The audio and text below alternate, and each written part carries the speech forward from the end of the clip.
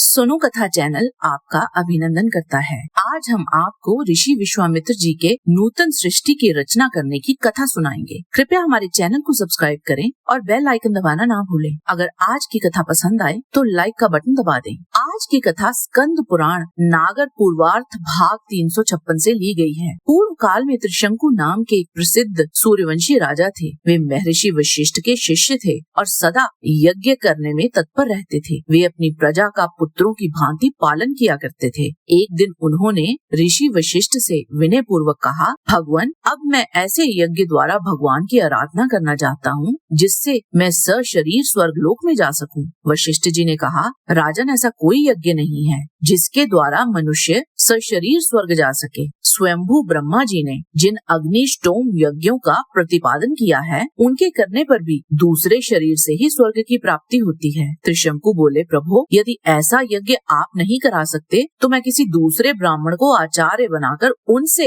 यज्ञ का अनुष्ठान कराऊंगा। त्रिशंकु का ये वचन सुनकर महर्षि वशिष्ठ हंसते हुए बोले, पृथ्वीनाथ, आज ही वैसा कीजिए, मुझे कोई आपत्ति नहीं है। तब राजा त्रिशंकु उस स्थान पर गए। यहाँ मुनि वशिष्ठ के 100 पुत्र थे। उनके सामने भी राजा ने अपना प्रयोजन रखा। तब उन्होंने भी वही उत्तर दिया। राजा ने पुनः उनसे कहा, गुरु पुत्रों, आपके पिता मुझे सशरीर स्वर्ग भेजने में असमर्थ हो गए हैं, अतः मैंने उन्हें छोड़ दिया है। ये सुनकर गुरु पुत्र कुपित हो उठे और कठोर वाणी में बोले, पापी, तूने हितैषी गुरु का त्याग किया है, इसीलिए तू सब लोगों द्वारा निंदित चांडाल हो जा। उनका ये वाक्य पूरा होते ही राजा त्रिशंकु विकृत एवं विकराल चांडाल हो गए। वे बहुत दुखी होकर इधर उधर घूमने लगे। फिर उन्होंने अपने राज्य के द्वार पर ही ठहरकर अपने पुत्र हरिश्चंद्र को अपना राज्य पाठ संभाल दिया। तदंतर त्रिशंकु ने ये निश्चय किया कि इस समय स्त्रीलोकी में विश्वामित्र मुनि को छोड़कर दूसरा ऐसा कोई नहीं है जो मुझे इस भयंकर दुख से बचावे।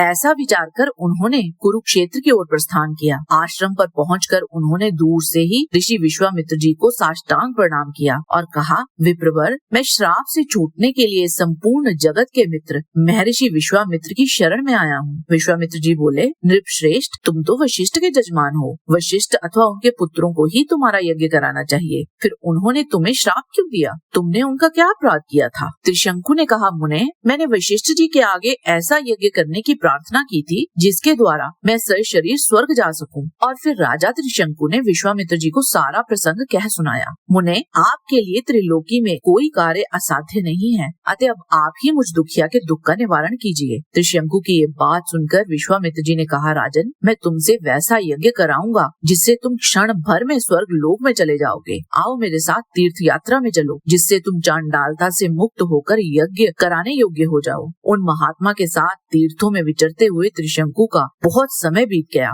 किंतु वे पाप और चांडालता से छुटकारा ना पा सके। यात्रा करते करते वे दोनों अर्बुदाचल यानी आबू के समीप आए। उस पर्वत पर चढ़कर उन्होंने पाप नाशक अचलेश्वर जी का दर्शन किया।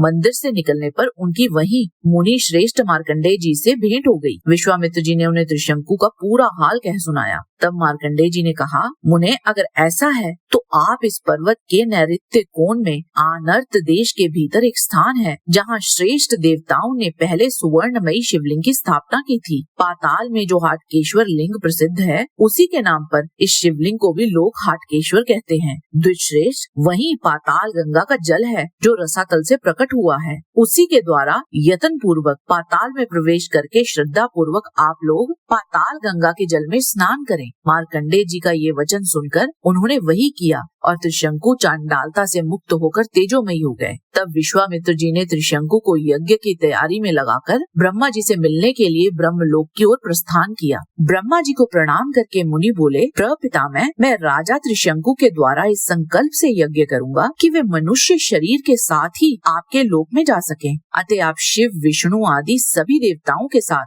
यज्ञ मंडप में पधारे। ब्रह्मा जी ने कहा, ब्राह्मण, देहांतर ग्रहण किए बिना केवल यज्ञ कर्म से स्वर्ग की प्राप्ति नहीं हो सकती। हम सब देवताओं के मुख अग्नि हैं। वेदोक्त विधि से भली भांति आहुति देने पर हम सब यज्ञ में अपना भाग ग्रहण करेंगे। ब्रह्मा जी का वचन सुनकर विश्वामित्र जी बोले, अच्छा तो आप मेरी तपस्या का बल देखिए। मैं त्रिशंकु से विधिवत दक्षिणा युक्त यज्ञ कराकर उसी के द्वारा उसे यहाँ ले आऊंगा। ऐसा कहकर विश्वामित्र जी पृथ्वी पर लौट आए और यज्ञ करने में संलग्न हो गए। उस यज्ञ में बहुत मुनियों ने हिस्सा लिया। वह यज्ञ 12 साल तक चलता रहा, परंतु राजा त्रिशंकु को अपने अभीष्ट फल की प्राप्ति नहीं हुई। तत्पश्चात निराश होकर उन्होंने सभी को पर्याप्त दक्षिणा देकर विदा किया और विश्वामित्र जी से बोले, अब मैं वन में रहकर तपस्या करूंगा, राज्य नहीं करूंगा। त्रिशंकु की ये बात सुनकर विश्वामित्र जी बोले, राजन खेद ना करो, मैं तुम्हें इसी शरीर सहित स्वर्ग भेजूंगा। इतना कहकर विश्वामित्र जी ने चंद्रशेखर भगवान शंकर की स्तुति की। उनसे प्रसन्न होकर भगवान ने मुनि से वर मांगने के लिए कहा। विश्वामित्र जी ने कहा, प्रभु आपकी कृपा से मुझ में संसार की सृष्टि करने का सामर्थ्य हो जाए। एवं मस्तु कहकर भगवान अंतर्ध्यान हो गए। विश्वामित्र जी वहीं स्थित होकर 4 प्रकार की सृष्टि की रचना करने लगे। उन्होंने जल में प्रविष्ट होकर समस्त देवता, नक्षत्र, ग्रह, मनुष्य, नाग, राक्षस, सप्तऋषि, ध्रुव आदि बनाए। तब आकाश में एक ही साथ 2 सूर्य और 2 चंद्र उत्पन्न हो गए। सब कुछ 2-2 देखकर लोगों के मन में भ्रम होने लगा। ये सब देखकर देवगण ब्रह्मा जी के पास गए और उनसे इसका निवारण करने के लिए प्रार्थना करने लगे। ब्रह्मा जी मुनिवर विश्वामित्र जी के पास स्वयं जाकर बोले, ब्रह्म ऋषि तुम मेरे कहने पर सृष्टि की रचना बंद कर दो। विश्वामित्र जी ने कहा, यदि नृप श्रेष्ठ त्रिशंकु इसी शरीर के साथ आपके लोक में चले जाएं, तो मैं नवीन सृष्टि की रचना नहीं करूंगा। ब्रह्मा जी ने कहा, मुनीश्वर मुझे स्वीकार है। और वे राजा त्रिशंकु को लेकर स्वर्ग लोक में चले गए। हमें पूरी उम्मीद है कि आपको आज की कथा पसंद आई होगी। कृपया इसे लाइक और चैनल को सब्सक्राइब अवश्य करें। हम आपके आभारी होंगे। आपसे फिर मिलेंगे एक और कथा के साथ। किसी भी प्रकार की त्रुटि के लिए आपसे क्षमा याचना के साथ निवेदन है कि परम पिता परमात्मा को मन में धारण करें और बोलें, वैदिक सनातन धर्म की सदा ही जय।